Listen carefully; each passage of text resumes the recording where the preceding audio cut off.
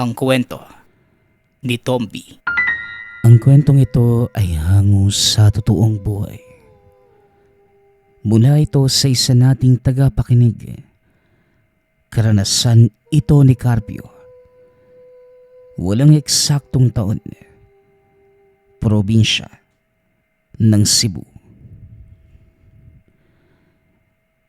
Nang mga panahong ito, kakamatay pa lamang ng lolo ni Carpio na kilalang manunugis at albularyo sa probinsya ng Cebu. Naisipan ng pamilya na umuwi para dumalo sa lamay na matanda. Ayaw pa sana ni Nanay Nora na bumisita sa lugar. Ngunit naging mapilit ang asawa. Napakadelikado sa lugar na mga panahong yun dahil sa pagsakop ng aswang. Hindi ito naging hadlang sa pasya ni Tatay Gusting. Pinagdiinan na kailangan niyang umuwi sa lugar ng ama. Kung maaari sana mahal, pagbigyan natin yung kahilingan ng matanda. Hindi naman tayo magtatagal sa lugar, Nore. Kailangan lang nating maayos ang mga naiwan ni tatay. Hayaan mo, babalik din tayo kagad. Carpio, magdala ka ng mga ilang gamit ha.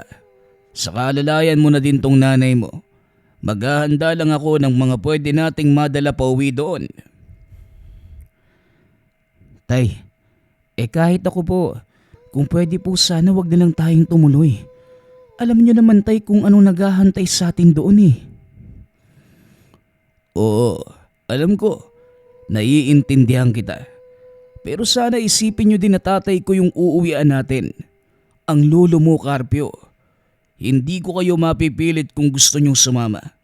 Pero kailangan kong puntahan si tatay sa huling pagkakataon.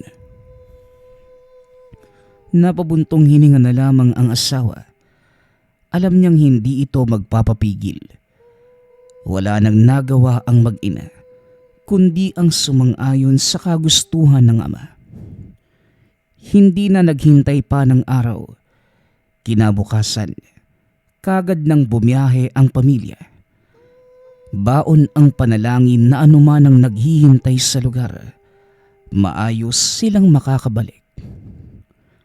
Hapon nang marating nila ang lugar, naabutan ang mga nag-uumpukang tao sa harapan ng tahanan ng lolo. Hindi nila kilala ang mga naroon, ngunit binati pa rin ito ni Tatay Gusting. Masama ang titig na mga yun sa kanila. Ramdam sa buong lugar ang hindi magandang presensya. Ayon naman kay Mang Gusting, alam niya na merong kakaiba. Maging ang hangin na mga sandaling yun, napaka-alinsangan at masangsang ang amoy. Ganun pa man, binaliwala na lamang ito. Samantala, tinuon na lamang ng ama ang atensyon sa kapatid na nooy nasa tapat ng kabaong. Nasa loob ng bahay at umiiyak. Bukas ang pinto at makikita ito mula sa labas. Grabe naman sa labas tay. Napakabaho. Saka parang kakaiba yung mga tao. Sobrang pula ng mga mata. Kung makatitig pa akala mo kakainin tayo ng buhay.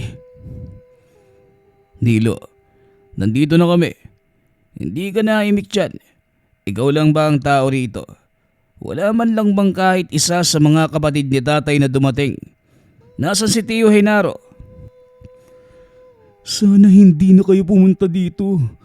Delikado. Saka sinama mo pa talaga yung pamilya mo sa kapahamakan. Maya-maya lang, nandito na si Tio Henaro. Nauna lang kayo. Diyos ko, nasa labas sila.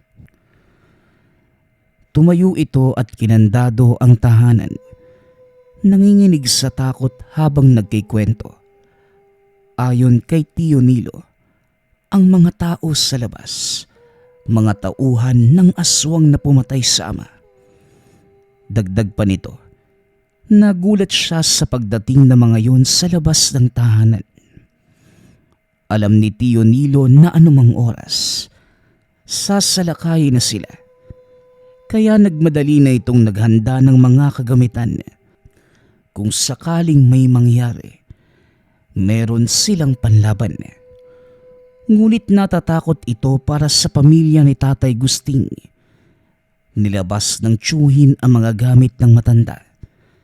Nanlaki ang mga mata ni Tatay Gusting nang makita ang medalyon na ginagamit ng ama sa tuwing nakikipaglaban sa mga tulisang aswang sa lugar. Hinawakan ito ni Tio Nilo.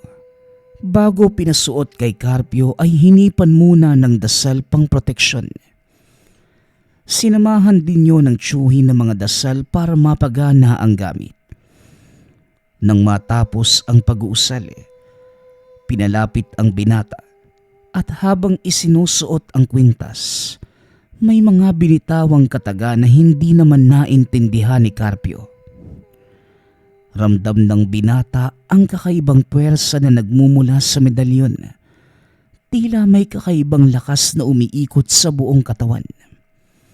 Binigay din ng tiyuhin ang mga libretang naglalaman na mga kataga na kailangang matutunan para mapagana ni Carpio ang tangan. Hindi naman lumaki ang binata sa kakaibang mundo. Bagaman buong buhay ay palaging nagkukwento si Tatay Gusting tungkol sa kababalaghan at mga misteryo, hindi niya inaasahan na mangyayari din ito sa kanya. Anak, kahit anong mangyari, wag na wag mong tatanggalin ang tanga na yan sa katawan mo. Ano man ang mangyari ngayong gabi, isipin mong pinalaki ka namin ng tama ng nanay mo. Tandaan mo yan. Naku naman si tatay masyadong madrama. Di ba ang sabi niyo po uuwi tayo? Kaya wag na po kayo mag-alala. Makakauwi po tayo ng ligtas. Hanggang sa napatingin ang lahat ng may kumalabog sa pinto. Napasigaw pa ang ina nang bigla na lamang may lumusot na kamay. At dahil gawa lamang sa tagpi-tagping kawayan ang tahanan, walang hirap itong binaklas ng aswang. Hindi po ba sapat na kabayaran ang buhay ng tatay ko? Pati kami gagambalain niyo pa? Pakiusap naman Maawa kayo sa amin. Dumagundong sa lugar ang boses ng mga nilalang. Nagalit sa lolo. Ayon dito, maraming ginawang hindi maganda ang albularyo. Hindi lamang sa kanya, nadamay din maging ang pamilya at ang kanito. Kaya wala itong ititira sa lahi nila at uubusin lahat ng mga taong konektado sa matandang albularyo. Buhay ang kinuha, buhay din ang kabayaran. Ano, Lucas? Bumangon ka dyan. Ngayon ka kailangan ng pamilya mo. Uubusin ko ang buong angkan at lahi mo. Matandang walang silbi. Wika ni Danus, ang hari ng nananakop na aswang sa lugar. Matapos magsalita, dinampot ng nilalang ang lahat ng pangontra sa labas na tila wala lamang yun sa kanya. Napilitan ng lumaban ang magkapatid. Habang si Carpio at ang nanay nito, pinatakbo na ng dalawa palayo sa lugar. Hinarap ng magkapatid ang nilalang ng buong tapang. Ngunit hindi sila nagtagumpay. Masyadong malakas ang aswang kumpara sa kanila, na walang kaalaman sa kumbate espiritual. Habang tumatakbo, nilingon pa ng binata ang ama at tiyuhin, na nooy unti-unting ibinibitin ng nilalang. Napasigaw naman ang mag-ina nang masaksihan mismo ang pagpugot sa ulo ni Tatay Gusting at Tio Nilo. Halos mabaliw si Nanay Cora sa kakasigaw dahil sa mga nakita. Samantalang si Carpio naman halos himatayin sa mga pangyayari. Anak, Tumakbo ka na. Iligtas mo ang sarili mo. Sige na. Sige na. Iwan mo na ako. Tumakbo ka na. Nay, hindi. Diyos ko, maawa ho kayo sa amin. Tulungan niyo kami. Isang malakas na putok ang huling nadinig ng binata bago tuluyang nawala ng malay. Ang huling naaalala, may bumuhat sa kanya na makisig na matanda. Sumisigaw pa ito para gisingin ang diwa, ngunit masyadong malakas ang pagkatama sa ulo, kaya hindi maigalaw ang katawan. Makalipas ang 10 taon, tagaktak ang pawis ni Carpio habang bumabangon sa higaan. Hanggang sa mga panahong yon, paulit-ulit pa rin niyang napapaniginipan ang nangyari. Mula nang makaligtas sa kamay ng mga aswang, wala na itong bukang bibig, kundi ang makapaghigante. Ngunit ayon sa nagligtas sa kanya, hilaw pa ang kakayahan ng binata sa labanan. Dagdag pa ni Lolo Genaro, kinakailangan niya pa ng mas matagal na pagsasanay para magawa ang nais. Basta't ang sabi ng matanda, hawakan lamang ang nararamdaman ng sa gayon, may nagtutulak sa kanya na magpatuloy. Batid kong hanggang ngayon, dinadalaw ka pa din ng mga bangungot mo. Alam kong mahirap para sa iyo nakalimutan ng lahat ng iyon. Pero ang may papayo ko lamang sa iyo, naway mahanap mo ang katahimikang ninanais mo. Nasa edad ka na, kailangan mo nang magkaroon ng pamilya. Matanda na ako, apo. Paano na kung mawala ako? Paano ka na? Hanggang ngayon, Lolo, hindi pa rin nabubura ang sakit sa loob ko. Tandang-tanda ko pa yung pagbumuka ng aswang na yun. Itatak niyo sa batolo. Darating ang araw na mapapatay ko siya. Nagpapasalamat po ko ng marami sa inyo. Iniisip ko din, paano na lang kung hindi kayo dumating ng gabing yun? Saka Lolo, ngayon wala pa sa isip ko na mag-asawa. Hindi pa ako handa sa mga bagay na yan. Napailing na lang ang matanda. Niyaya ang apo na kumain. Maaga silang nag-aalmusal at maglilinis pa ng palayan. Ayon sa matanda, malapit na muli ang tag-ulan. Kailangan na nilang maihanda ang pagtataniman ng mga palay. Sa loob ng ilang taon, naging katuwang ni Lolo Genaro si Carpio sa pagpapalago ng taniman. Si Lolo Genaro, kapatid ng lolo, isa din itong manggagamot ngunit magkaiba ang linya sa kapatid. Hindi basta nadadala ang matanda sa lukso ng damdamin. Bagkus, mahinahong nilulutas ang kada pasyenteng nagpapagamot sa kanya. Iba din ang disiplinang taglay ni Lolo Genaro kumpara sa lolo. Magtatanghali ng araw na yon, habang nasa palayan ng dalawa, may lumapit na isa sa mga kababaryo. Nagmamakaawa ito sa matanda na kung po pwedeng mapuntahan muna ang anak na may malubhang karamdaman. Ayon sa lalaking nagpakilala sa pangalang Jose, kagagaling lamang nila sa pagamutan. Halos mag-iisang buwan na silang palipat-lipat ng doktor. Ngunit ni isa sa mga napuntahan, hindi pa rin matukoy ang sakit ng anak. Dagdag pa ni Jose, may nakapagsabing kinulam ang anak kaya tinuro sa kanya si Lolo Genaro. Nagkatinginan ang maglolo at nagpa siyang tulungan ang lalaki. O sige, hayaan mo muna kaming makapagligpit. Maya-maya lang pupuntahan ka namin. Carpio, sige na po. Bukas na natin ito tatapusin. Di ko na talaga alam ang gagawin ko.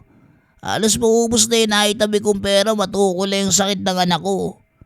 Tsaka yung hindi ko maintindihan, hindi talaga siya gumagaling. Wala naman ako maisip na nagawa namin ng masama eh. Maliban sa taong matagal na kaming gustong palayasin sa sarili namin lupa. Tsaka anong presensya mga Henaro? Pasensya na ho ha. Galing din po kasi sa... Huwag na po kayo mag-alala. Madali lang yan kay Lolo. Saka mangkukulam baka mo. Kung sino man, magtago na siya at matatapos na yung maliligayang araw niya. Ano lo? Tara na. Mamaya gabi na naman eh. Mahihirapan ka nang makakita sa dilim. Tsaka, siguro Lolo pagod lang yan. O kaya galing sa pagamutan kaya masama ang presensya. Nang mga panahong to, si Lolo Henaro na ang pinakamagaling na manggagamot sa lugar. Madami na itong nagamot hindi lamang sa baryo, kundi naging matunog din ang pangalan sa mga karatig sityo. Kahit hindi naiintindihan ang maglolo, minabuti na lamang muna ni Jose na umuwi at abisuhan ang pamilya. Samantala ang maglolo naman, matapos magligpit ay dumiretso na pauwi. Bago ang lahat, pareho muna silang nag-alay ng dasal at humingi ng proteksyon sa pinaniniwalaang Diyos. Nagsukbit ng sariling gamit na pangdepensa kung sakali mang may magtangkas sa kanilang buhay. Nagtali na din si Lolo Henaro ng pulang tela na may burdang mga kataga na nagmula pa sa angka ng mga babaylan. Sinuot na din ni Carpio ang medalyon na bigay ng tiyuhin. Napapagana na ng binata ang tangan sa tamang pamamaraan sa tulong ni Lolo Henaro. Nagagamit niya ito bilang pangdepensa laban sa mga nilalang o elemento. Lo, di ba tayo magdadala ng pang-ilaw? Madilim po. Hindi pa naman kita kayang buhatin, lalo pat mabigat na po kayo. Ay, ang sabi ko naman po sa inyo, magpasalamin ka na. Tumatanda na po kayo eh. O siya, dadalhin ko na lang po yung baston ninyo. Abay grabe ka na ba? Nakikita ko pa ang daanan ha. Saka hindi ko kailangan ng salamin apo. Alam mo naman kung gaano katekas ang lolo mo. Bakit mo bubuhatin? Kailan ako nagpabuhat sa'yo? Sa kakala mo sa akin, bata? O sige na, mas gagabihin lang tayo sa pinagsasasabi mo. Siya nga pala, alam mo ba yung bahay ng Jose na yon? Abay hindi ko matandaan ang daan papunta sa kanila. Saka alam mo na, hindi naman tayo palaging lumalabas. Nakulo, hindi ko din alam eh. Magtanong na lang tayo. Sigurado naman po ako na may nakakakilala sa kanya sa sityo natin. Nagsimula ng maglakad ang dalawa. Bit-bit ang gamit sa panggagamot. Tinahak ng maglolo ang daan papunta sa kabilang ibayo. Medyo nahirapan pa silang maghanap. Hindi nila malaman ang eksaktong lokasyon ng tahanan. Habang naglalakad, hindi maiwasan ng apo na mag-alala sa lolo. Bagaman sanay ito sa trabahong bukid, ngunit sa haba ng nilakad, alam niyang hindi yon madali para sa matanda. Lalo pat mula umaga, hindi man lamang ito nakapagpahinga bago puntahan ang gagamutin. Gayunpaman, isa sa kinabibiliban ng binata sa lolo, hindi ito mareklamo kahit mababakas na sa muka ang pagod. Napangiti na lamang si Carpio habang nagpapasalamat na may lolo siyang kagaya nito. Ilang sandali pa ang lumipas nang marating ang bakuran ni Jose. Nakangiti din itong nag-aabang sa kanilang pagdating. Papasok na sana ang maglolo, ngunit biglang napahinto si Lolo Henaro.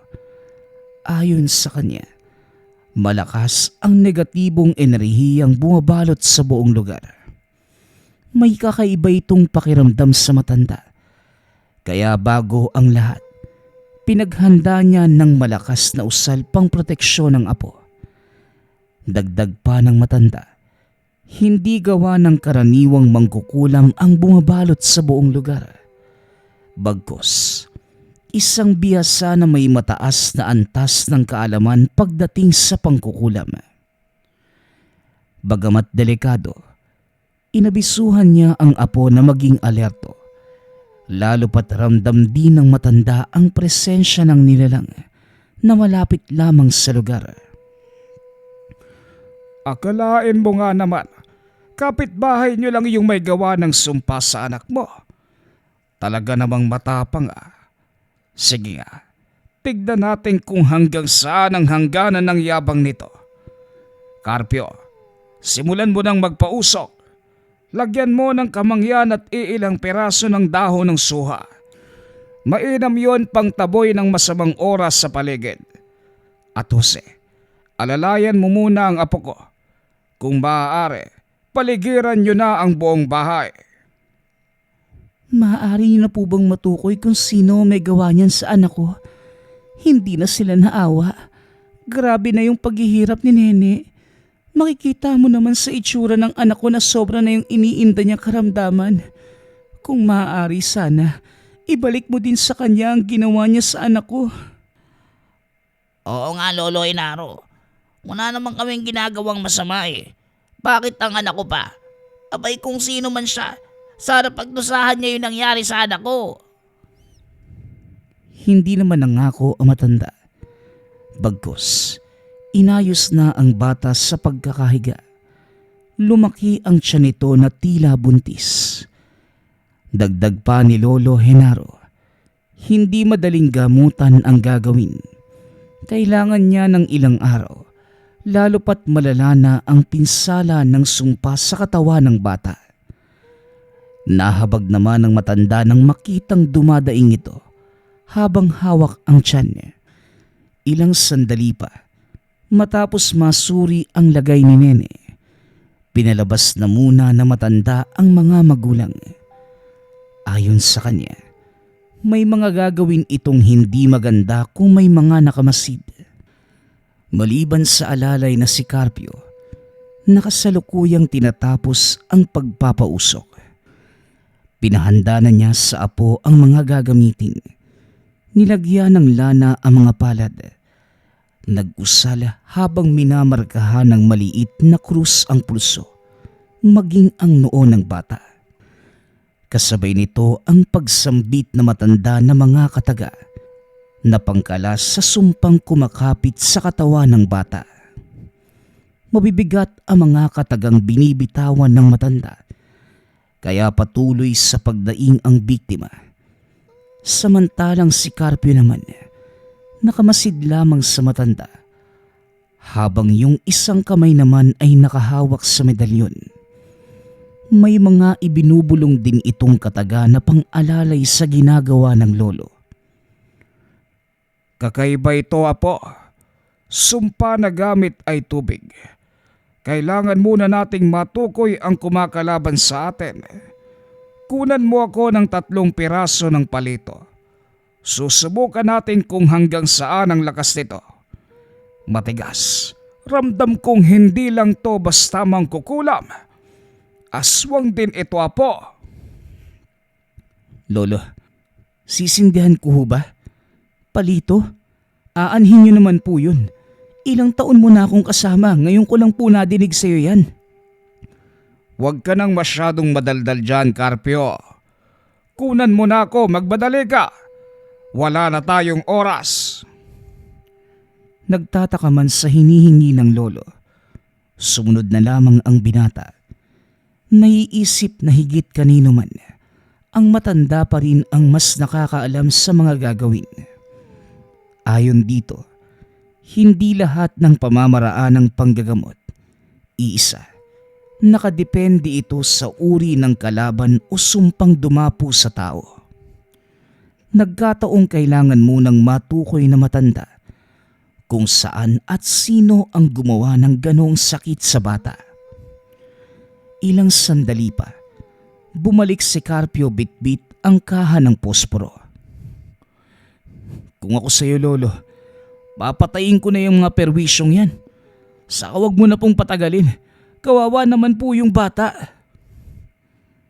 Dadating tayo dyan, Apo. Pero sa ngayon, eto muna. Susubukan natin kung hanggang saan ang kakayahan ng nilalang na ito. Kinuha nito ang posporong inabot ng Apo. Nilagay sa bawat pagitan ng daliri sa paa ng pasyente. Nag-usal ng dasal pangkulong sa sino man ang kumukontra sa ginagawa niya. Inutusan ang batang magsalita. Ilang saglit pa, bigla na lang tumirik ang mga mata ng bata. Nawala ang mga itim sa mata at nagmistulang puti ang lahat. Nagsisigaw ito ngunit sa kakaibang boses. Sa paglalarawan ni Carpio, tila merong ibang katauhang sumanib sa katawan ng bata. Dagdag pa nito, nagmamatigas pa at ayaw magsalita nung una. Ngunit alam niyang hindi yon uubra kay Lolo Genaro, kaya nagpatuloy lang siya sa pag-aalay. Maya-maya pa, bigla itong sumigaw sa lalaking boses. Hayop kang matanda ka. Pakilamero. Umanda ka kapag nakalabas ako rito. Pupulbusin kita kagaya ng kapatid mong walang silbi. Akalain mo nga naman, nag-cross muli ang landas natin. Matagal kitang hinanap, nandito ka lang pala. Aba, kilala mo pala ako. O sige, magsalita ka lang dyan. Taga saan ka? Bakit kinukulam mo ang batang ito? Walang kamuwang-muwang ang dinadamay mo sa gulo. Tarantado kang halimaw ka! Tumawa lamang ito ng malakas habang nakaharap sa manggagamot. Ilang sandali pa, biglang naglabasan ang itim na likido sa bunganga ng bata. Mabaho at masangsang ang amoy. Sinabihan naman ng matanda na mag-usal ng pangproteksyon si Carpio. Ramdam na matanda na magkakalat ito ng sumpa, kaya pinaghanda niya ang apo sa mga posibleng mangyari. Sa kabilang banda, hindi naman mapigilang magtaka ni Carpio sa pananalita ng nakasanib sa bata.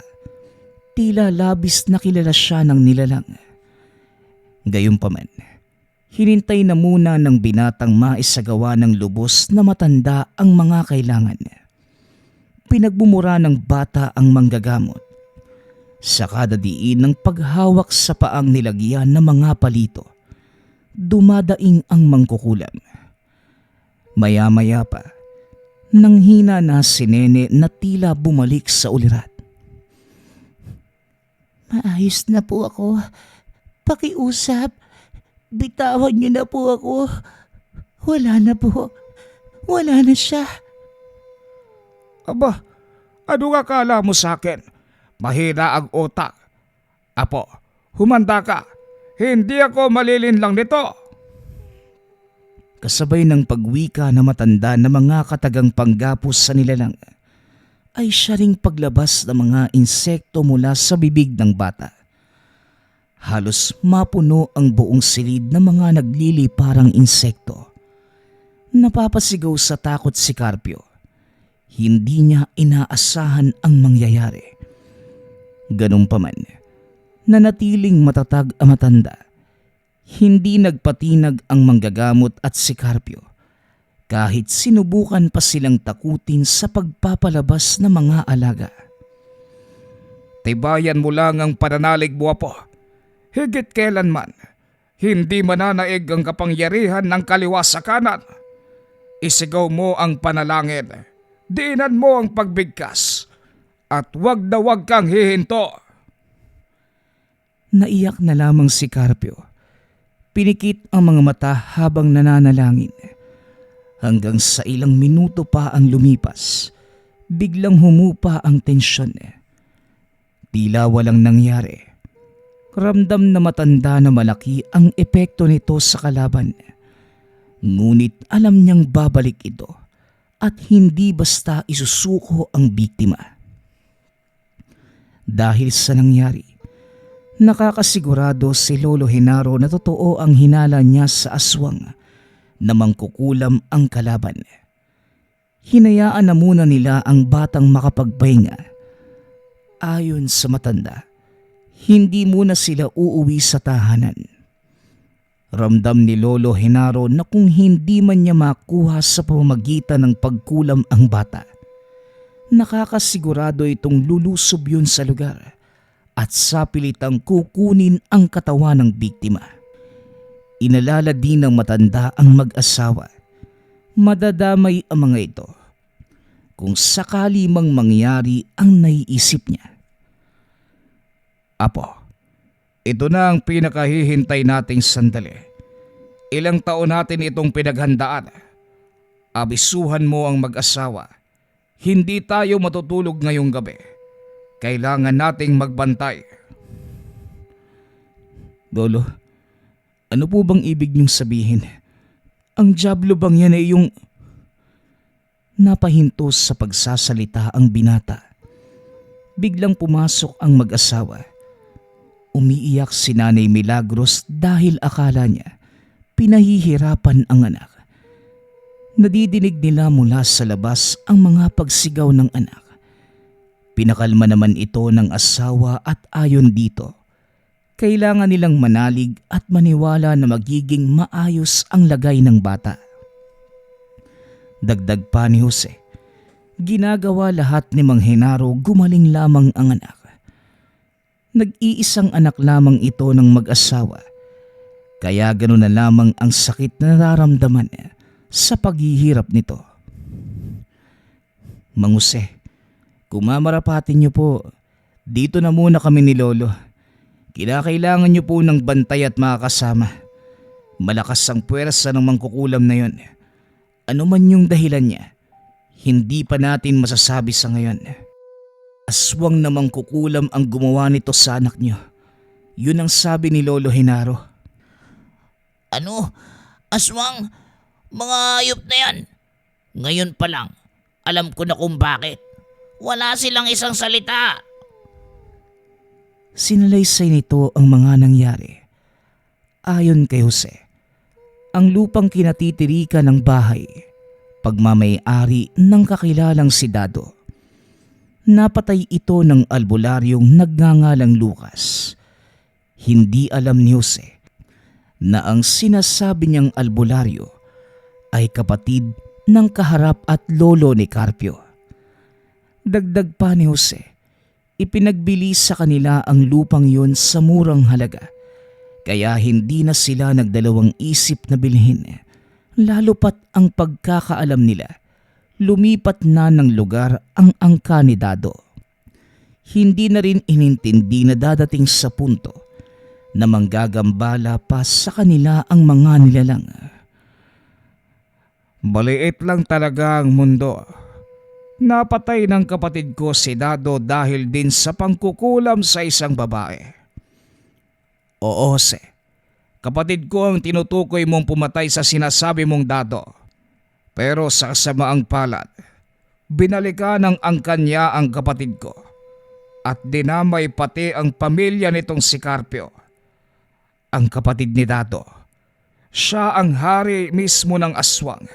Kaya malakas ang loob ng damuhong yon na maghasik ng kasamaan.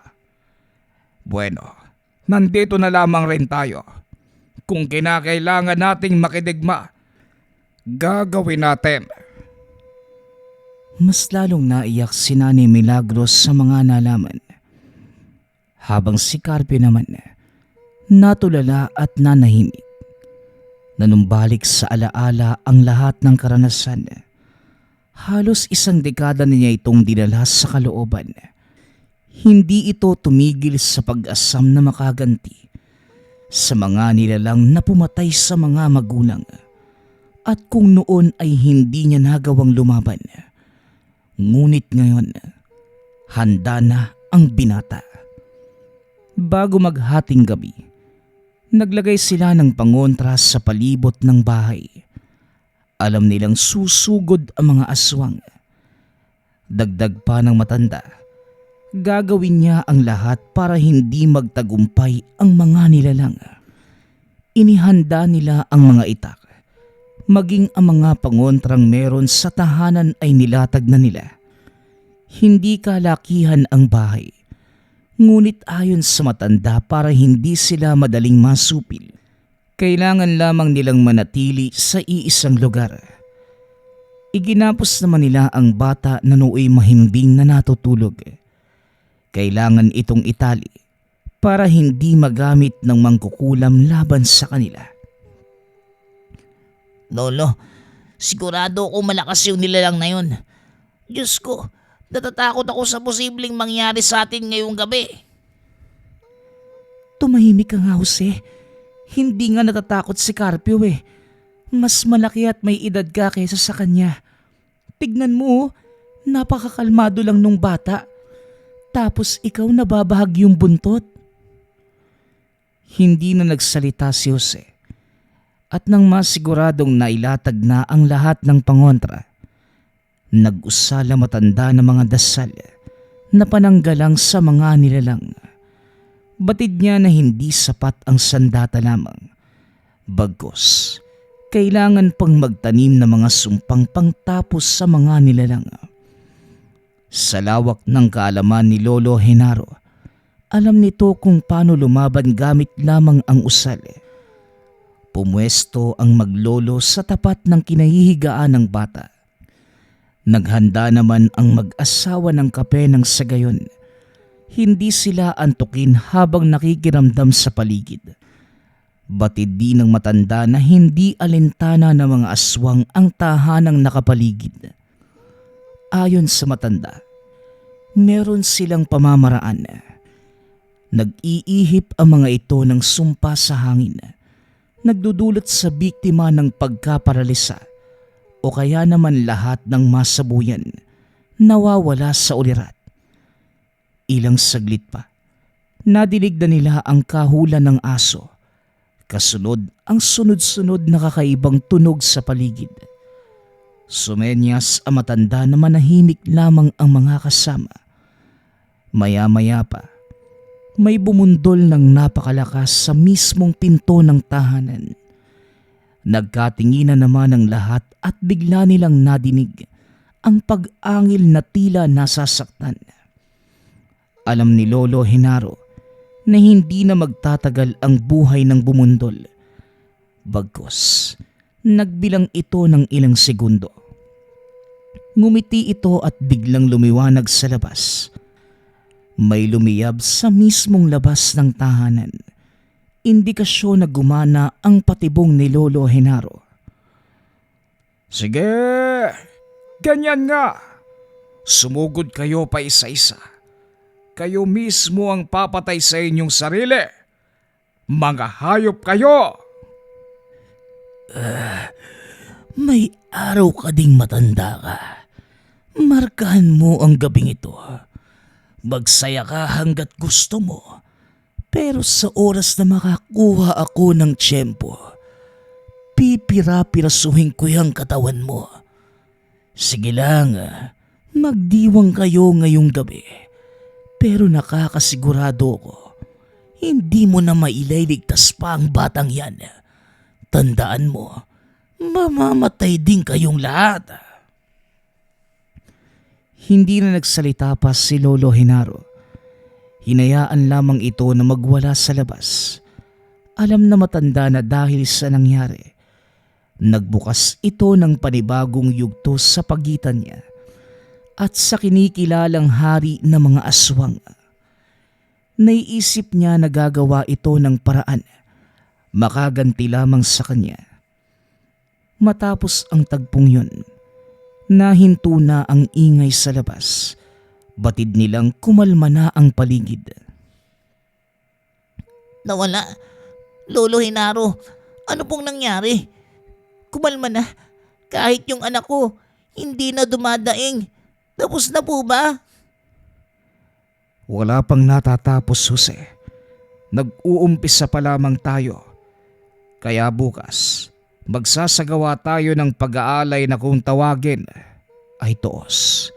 Kailangan nating batakin ang dunga ni Nene nang sa gayon, hindi bastang magagapos ng nilalang. Maghanda ka ng 7 pula at itim na manok, kabilugan ng buwan bukas. Nakakasigurado kung mas agresibo ang mga nilalang, lalo pat nabigo sila sa unang hakbang nila. Napatango na lamang si Jose. Malaki ang pasasalamat ni Milagros. Nakitaan niya na magandang resulta ang mga ginagawa ng matanda. Hindi pa man tuluyang gumagaling si Nene.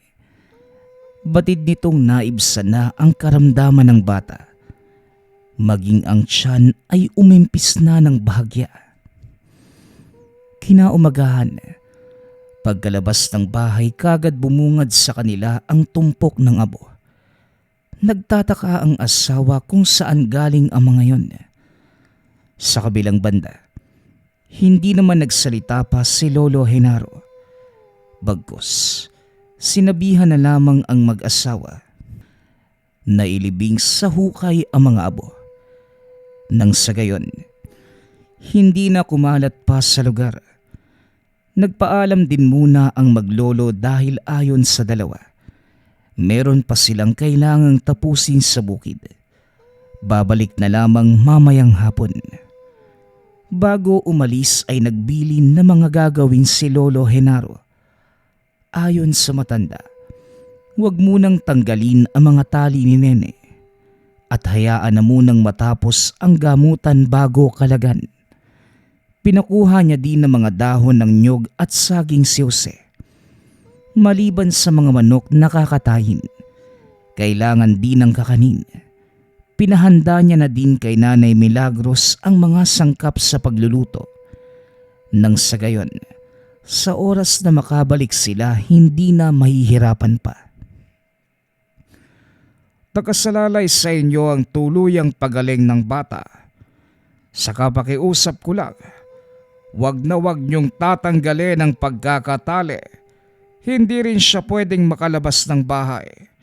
Mainit ang mata ng mga aswang dahil sa mga nangyayari. Kaya hiling ko lamang sa inyo, sumunod na muna kayo. Mapapasan ba't matatapos din ito? Siya nga pala, Milagros, marunong ka bang magbalot ng mga ibos para sa toos? Lolo, pasensya na po kayo. Pwede po bang magpaturo muna sa kaibigan ko? Saka masyadong marami yung gagayatin. Baka hindi namin kayanin ni Jose. Kung maaari po sana, magtatawag kami ng mga kakilala na pwedeng tumulong sa amin. Ngunit hindi pumayag ang matanda.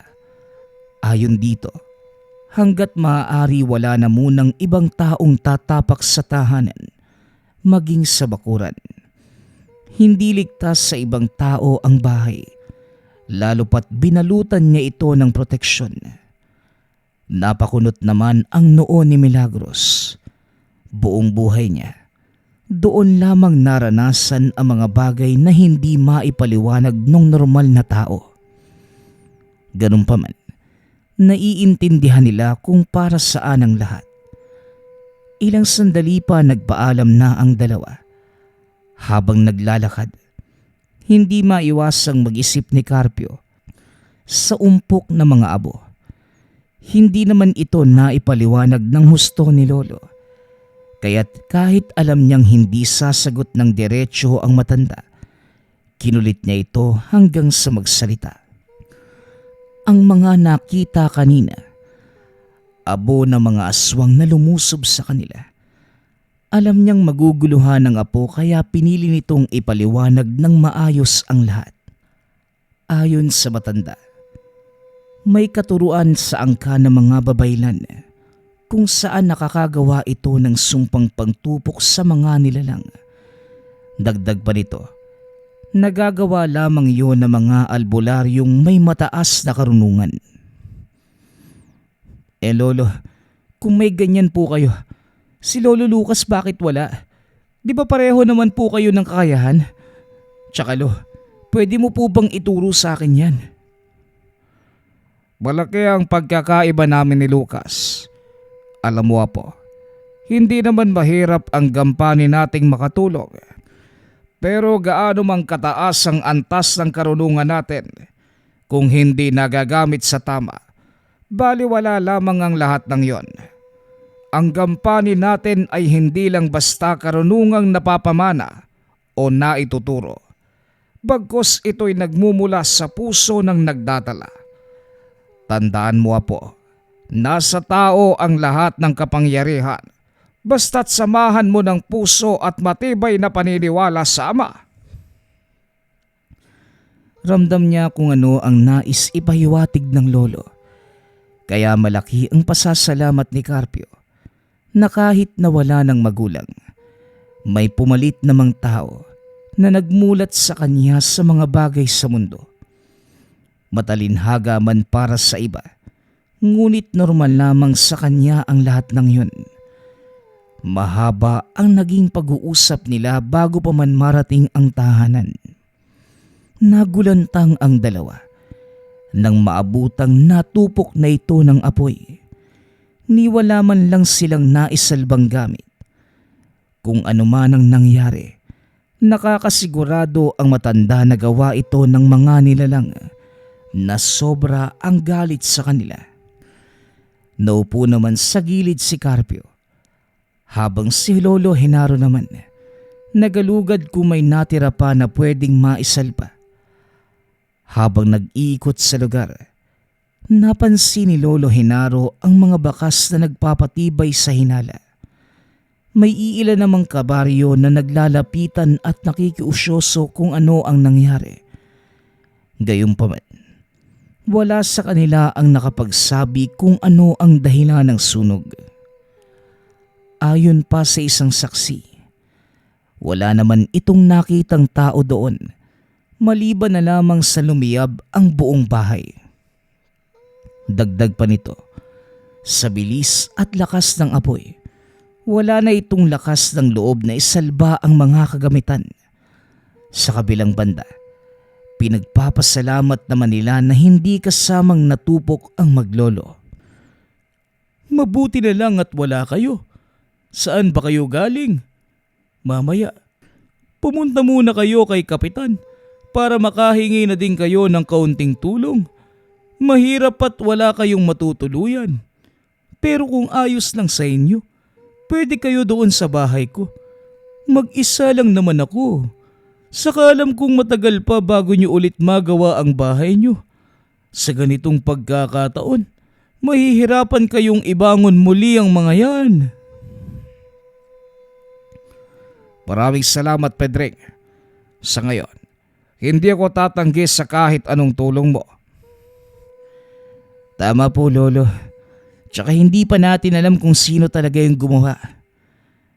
Lolo, paano tayo maliligo ngayon? Wala man lang tayong mabihisan. Saka tama naman tong si Pedring Lo eh. Pwede muna tayo manghingi ng tulong sa mga barangay. Makahingi man lang tayo ng damit. Walang pagdadalawang isip na sumama sila sa kaibigan. Si Pedring, simpleng magsasaka lamang. Ngunit nang marating nila ang tahanan nito, namanghas sa ganda at estilo ng bahay, napaisip si Lolo Genaro. Matagal na niyang kaibigan si Pedring. Bakit noon pa lamang niya na lamang may kaya pala ito? Saka hindi lang basta ang bahay na pinasukan, kumpleto ito sa mga kagamitan. Kahit may kalumaan ang disenyo, ngunit ayon kay Carpio, malinis at napakaayos ng mga kagamitan. Binigyan din sila ng damit na pangbihis. Pinaglaanan sila ng kaibigan. Ayon kay Pedring, huwag silang mahiya bagkus ituring ang tahanang to na sa kanila. Nagalak naman ang maglolo sa kabaitang pinapakita ng kaibigan. Sa isip ni Lolo Genaro, makikilala mo ang tunay na kaibigan sa oras ng kagipitan.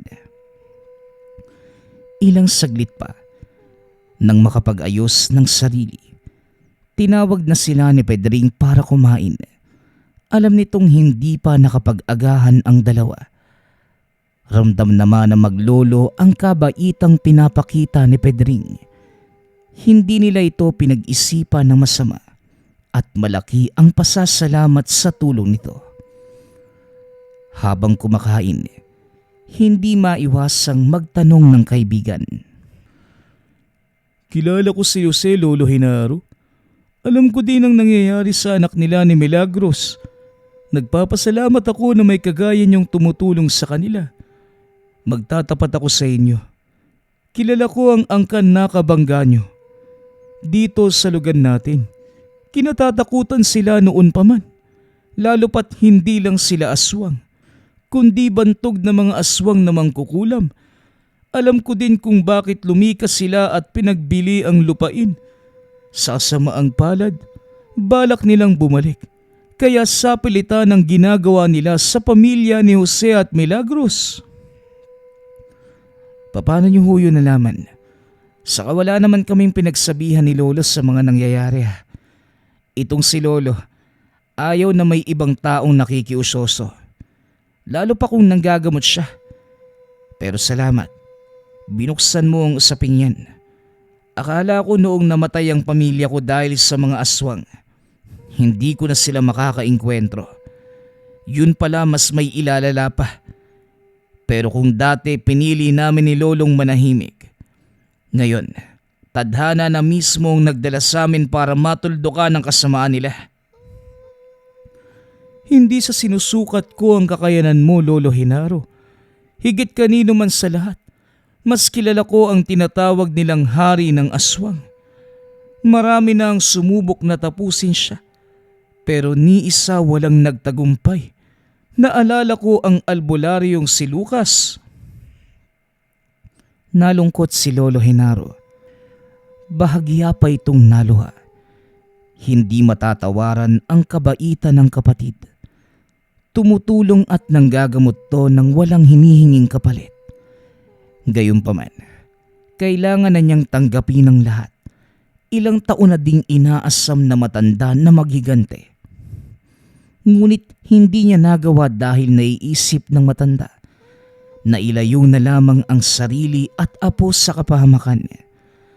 Subalit tadhana na ang nagbukas at nagdala sa kanya para wakasan ang kasamaan ng mga ito. Napatayo si Pedring, napaluhod kay Lolo Genaro. Ayon sa kanya, ibibigay niya ang lahat ng kakailanganin ng albularyo sa kondisyong tatapusin nito ang lahat. Ayon pa sa kanya, hindi na maibabalik ang kaayusan at katahimikan sa baryo kung hahayaan na muling makabalik ang mga nilalang. Dagdag pa ni Pedring, ayaw na niyang balikan ang mga araw na puro takot ang buwabalot sa lugar. Laking pasasalamat din niya nang malamang magkapatid si Lolo Lucas at Lolo Genaro. Sa tagal ng pananatili ng maglolo sa lugar, alam niyang albularyo ito ngunit hindi lubos maisip. Kapatid pala ng minsang kinilala nilang manunugis na mga aswang. Matapos kumain, inilatag ni Pedring ang mga sandatang hindi maisip ng sino man na tinataglay niya. Nanlaki ang mga mata ni Carpio nang makita ang iba't ibang klase ng itak, armas, latigong gawa sa buntot page at maging mga bolo na ayon kay Pedring. Mga kagamitan to na may basbas pa mula sa mga albularyong manunugis. Nailahad din ito na malapit na kaibigan niya si Lolo Lucas at siya din ang nagbibigay ng mga kagamitan nito. Ganun po ba? Kaya pala pamilyar, yung itak. Bago pa man ang lahat nilatag ni Tio Nilo yung dapat sana gagamitin na sandata para sa mga aswang.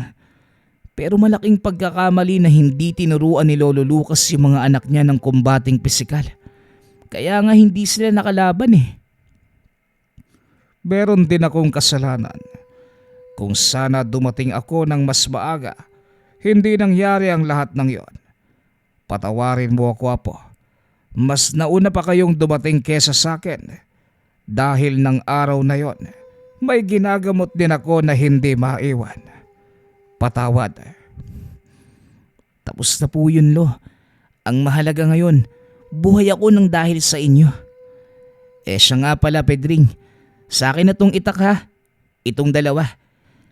Itatak mo sa bato. Ihihiwalay ko sa katawan ng ulo nila. Hindi na nagpahinga ang dalawa. Pinili na mga itong maghanda. Hawak ni Lolo Henaro ang latigong gawa sa buntot pagi. Bago pa man ang lahat, naisa ng sumama ni Pedring. Kahit alalay lang, subalit hindi pumayag si Lolo Henaro. Ayaw nang dagdagan pa ang isipin kung sakaling magkaipitan. Maging ang apo, nais na ding iwan. Kaso hindi niya din magawa dahil baka matunugan ng mga aswang. Lalo pat ayon kay Lolo Henaro, markado na silang dalawa. Ilang sandali pa nagpaalam na ang mga ito. Baon ang pag-asang mawakasan na ang lahat. Maging si Pedring, pinabaunan sila ng basbas at usal pang proteksyon.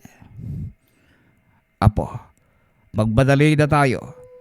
Kinukutoban ako ng hindi maganda. Lolo, ang bigat po ng dala ko. Baka pwede pong kunin niyo muna yung iba. Wala ka pong dala eh. Nasa akin yung lahat. Ay, pasensya na po. Tandaan mo ito. Ano man ang kahinatnan ng lahat, isipin mong mahal kita. Napatingin si Carpio na may kahulugan sa lolo. Ramdam niya ang lahat ng sakripisyong ginagawa nito para sa kanya.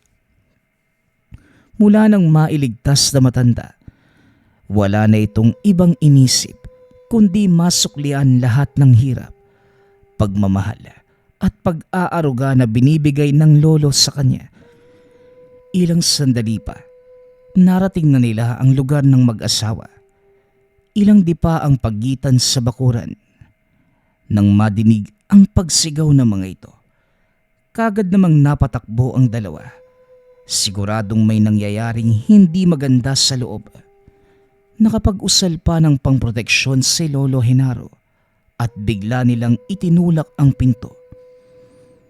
Napakrus pa si Carpio nang makitang nakalambitin na tila paniki si Nene. Nakangiti na tila tuluyan ng kinain ng sa kaliwa ang pagkatao. Sa pagkakataong yun, hindi lang basta kulam ang nangyayari sa bata, kundi sanib ng aswang. Ginagamit nito ang katawan ni Nene para maghasik ng dahas at magkaroon ng distraksyon sa pagitan ng manggagamot at ng pasyente. Tumayo naman ang balahibo ni Carpio nang mabaling sa kanya ang tingin nito. Sa paglalarawan, naglalakad ito pabaliktad sa dingding ng tahanan. Nakabaliktad din ang ulo maging ang mga kamay at paa. Napamura pa ang matanda dahil sa nangyari. Alam niyang hindi sinunod ng mag-asawa ang bilin. Natagpuan itong maayos na kinalas ang tali. Kaya nagkaroon ng pagkakataon ang nilalang na tuluyang saniban ang bata. Naloko na. Hindi niyo ako pinakinggan. O ikaw, buwaba ka. Kapag ako napuno sa'yo, lalatiguhin kita. Abay gumamit ka pa talaga ng ganyan para manalo. Kung may bayag ka talaga, humarap ka sa akin. Dalawa tayong magtuos at wag mo nang idamay ang bata. Nagsimula na itong mag-usal. Napatulala lamang si Carpio habang nakikinig sa mga binibigkas ng lolo. May mga kataga itong binibitawan bago hinambalos ng latigo. Sapul ang katawan ng bata. Bumagsak ito sa sahig at nawala ng malay. Ayon kay Lolo Henaro, masusunog ang sumanib kay Nene dahil sa mga usal na pinakawalan niya. Hindi naman na nagtanong pa si Lolo Henaro sa mag-asawa. Bagkus, inipo na lamang ang gagawing alay. Kumuha ng 2 manok na buhay, isang pula at isang puti. Itinali ito sa tapat ng pinto ng nakatiwarik. Habang ang iba naman, ginilitan niya ng leeg at pinatulo ang dugo sa palibot ng bahay, kasama ang mga usal na pangsumpa sa sinumang nilalang na lalapit o lalagpas sa harang. Bago magdilim, inayos na din nila ang mesang pagdadausa ng pag-aalay. Hindi ito para sa aswang, kundi sa pagbatak ng dungan ng bata. Gayunpaman, ang dalawang biniting buhay na manok, ito ang gagawing pang-akit sa mga aswang. Ramdam ni Lolo Genaro na pinaghahandaan din sila ng mga ito, kaya dinoble ang pananggalang.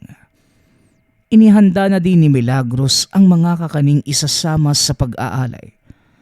Bago dumilim ang paligid, natapos na ang mga kailangang gawin. Nakaupo na ang lahat sa gilid, habang si Lolo Genaro naman nagsasagawa na ng ritual. Inayos na matanda ang pagkakatali ng pulang tela sa noo, sabay bigkas na mga katagang magpapagana sa ginagawa.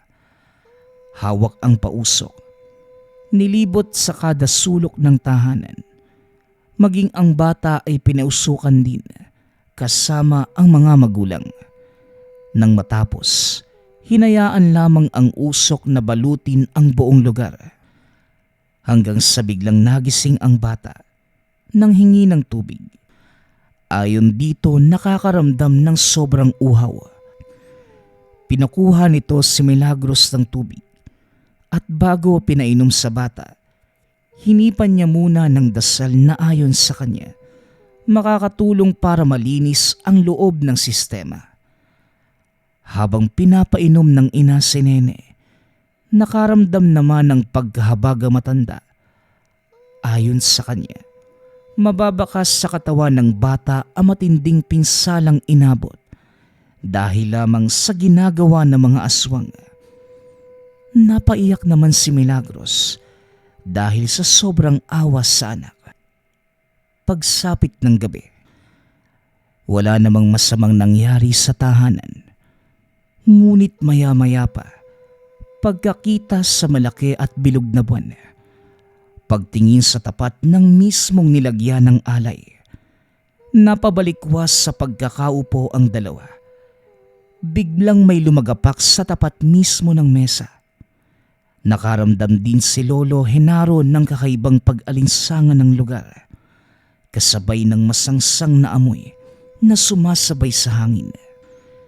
Nakikiramdam lamang si Carpio sa pag-iba ng paligid. Magkahalong kaba at tensyon ang bumabalot sa buong lugar. Ramdam nilang mapapalaban ng gusto. Ngunit si Lolo Genaro ay kalmado lamang. Sumisipol pa na tila may tinatawag. Hanggang sa unti-unti nilang nakikita ang mga anino. Nagtatawanan ang mga ito sa hindi kalayuan. Nung una isa lang, hanggang sa maya-maya pa, sunod-sunod ang mga ito na tila natutuwa sa mga nakikita. Sa tagpong yun, napaatras ang binata nang madinig na may papalapit na tunog.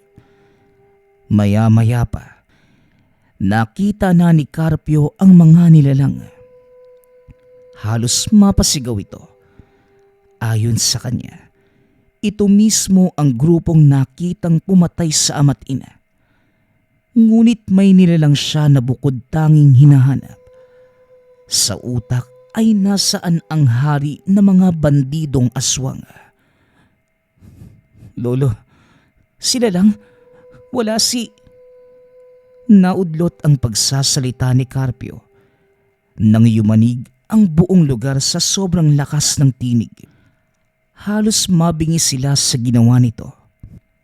Maging ang poder na nilatag ni Lolo Genaro, nagkalasan. Nabahala ang matanda ngunit hindi nagpatinag. Alam niya na mga oras na yon, abot na sa sukdulan ang galit ni Danus, na hari ng aswang, dahil sa mga ginawa ng manggagamot. Lolo, siya yun. Napakapangit, tsaka napakabaho rin. Hoy Halimaw, kung matapang ka talaga, humarap ka sa amin ng maayos. Hindi yung mga kampon mong mangkukulam yung pinapain mo. Tapos ikaw magtatago ka lang. Magulang ka pala eh. Ganyan ang ugali ng mga duwag. Kung hindi pa mauubos ang kampon, hindi pa kikilos. Hala sige, sugod nang makita nyo ang hinahanap nyo. Ikinumpas na ni Danus ang kamay. Pinasugod ang mga alipores. Napangiti naman ng bahagya ang matanda. Isa-isang nasusunog ang mga nilalang napapasok ng bakuran. Nanlaki ang mga mata ni Danus nang masaksihan kung paano natupok ng apoy ang angkan. Dahil sa dami, may ilan pang nakalusot kaya alerto namang nilalatigo ito ng matanda. Meron pang hinablot ni Lolo Henaro at pinugutan ng ulo sa harapan mismo ng hari. Kaya napaangil ito ng malakas. Magbabayad ka. Papatayin kita. Tama na nga yung dada mo. Gawin mo kung kaya mo. Hala sige, pumasok ka nang makita mo ang hinahanap mo. Ako pa talagang tatakutin mong damuho ka sa pasigaw-sigaw mo. Hindi yan uubra sa akin. Lo, ibalato mo na yan sa akin. Ako ang papatay sa kanya. Sa ngalan ng mga taong binawian mo ng buhay at sa mga magulang kong pinatay mo ng walang kalaban-laban, ako mismo maghahatid sa iyo sa pinanggalingan mong impyerno. Pasigaw na sumugod si Carpio. Napasigaw din si Lolo Henaro nang makita na biglang lumundag si Carpio palapit kay Danus. Mukhang bihasa ang binata sa ginagawang pag-atake. Tila sinaniban si Carpio at bigla itong naging agresibo sa pakikipaglaban. Walang habas na pinagtataga ang nilalang habang sinisipa ng paulit-ulit sa mukha. Mamatay ka na! Mamatay ka na! Mamatay ka na! Malakas na pagtaga ang ginagawa ni Carpio hanggang sa bumagsak sa lupa ang hari ng mga aswang. Ngunit hindi na kontento. Sinabayan ng paulit-ulit na pagtaga sa leeg hanggang sa humiwalay ang ulo sa katawan. Napasigaw pa ng napakalakas ang binata dahil sa gigil. Napaluhod ito at naiyak dahil sa nag-uumapaw na galit. Nilapitan ito ni Lolo Henaro. Inalalayan na makapunta sa tahanan ng mag-asawa. Tapos na ang laban. Magpahinga na kayo. Ako nang bahala sa lahat. Carpio po, kumalma ka na. Hindi na sumagot ang binata. Bagkus ipinikit na lamang ang mga mata at nagpahinga. Kinaumagahan, mukhang binagyo ang buong bakuran. Tila may ipo-ipong dumaan at sa tahanan lamang humagupit. Ganun pa man, gumising si Carpio na puno ng dugo sa katawan. Maging si Lolo Henaro, naliligo sa dugo. Mababakas ang tuwa sa mukha ng mag-asawa. Sa wakas, natapos na ang kalbaryo ng anak. Nagtulungan ng lahat sa paglilinis ng lugar. Inipon ang mga abo para mailibing sa isang lugar ng sama-sama. Dahil sa pangyayari, naging matunog ang pangalan ni Lolo Henaro sa buong baryo. Tumulong ang mag-asawa sa pagpapatayo ng nasunog na tahanan, maging si Pedring.